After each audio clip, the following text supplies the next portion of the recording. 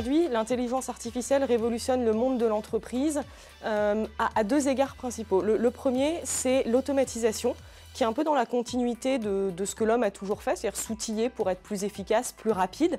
Et le deuxième, c'est l'apprentissage. Avec les données qui sont de plus en plus disponibles, on est aujourd'hui capable d'entraîner des réseaux de neurones, mais pas que des réseaux de neurones, pour apprendre, prédire et donc devenir plus intelligent. En fait, l'entreprise a ses problématiques, elle ne change pas. L'intelligence artificielle peut, dans certains cas, être utile.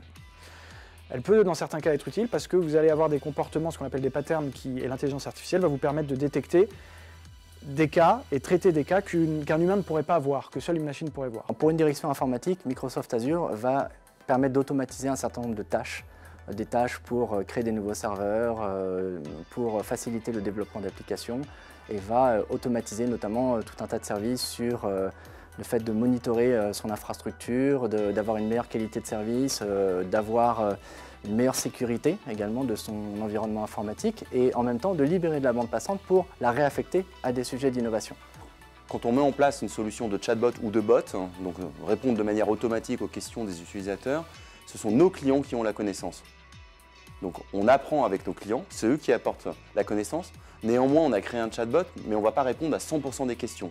On va accroître au fur et à mesure le périmètre de la connaissance du bot et ce sont les utilisateurs, les internautes qui vont nous poser des questions et la machine va apprendre en mode supervisé. C'est-à-dire que la machine ne va pas apprendre toute seule. C'est toujours l'humain qui est derrière. Parce que la machine, à la base, elle est bête. Le bot, il est bête. Et c'est l'humain, donc celui qui gère, qui administre la base de connaissances, qui va apprendre et enrichir.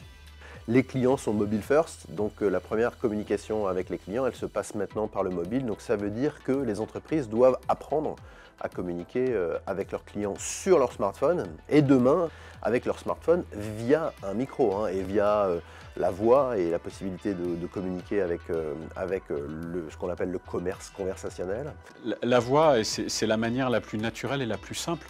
Quand on mesure l'effort client, l'effort idéal pour un client, c'est juste d'expliquer, dans la manière la plus naturelle de son expression qu'est la voix, ce qu'il attend. Et c'est aussi l'instantanéité, c'est-à-dire qu'il attend une réponse immédiatement. Donc forcément, il y a ces enjeux-là, plus l'interactivité, qui pousse naturellement la valeur du commerce qui est réalisé dans ce contexte-là. Ce qui est nouveau en ce moment, et du fait des progrès des technologies de reconnaissance de langage naturel, on peut intégrer de la voix dans nos canaux de distribution digitaux. Et ça, c'est très intéressant, puisque maintenant, les marques peuvent comprendre le langage de leurs clients. Au lieu que le client s'adapte au langage de la marque, c'est la marque qui écoute le client et s'adapte aux mots qu'il emploie, aux phrases qu'il utilise.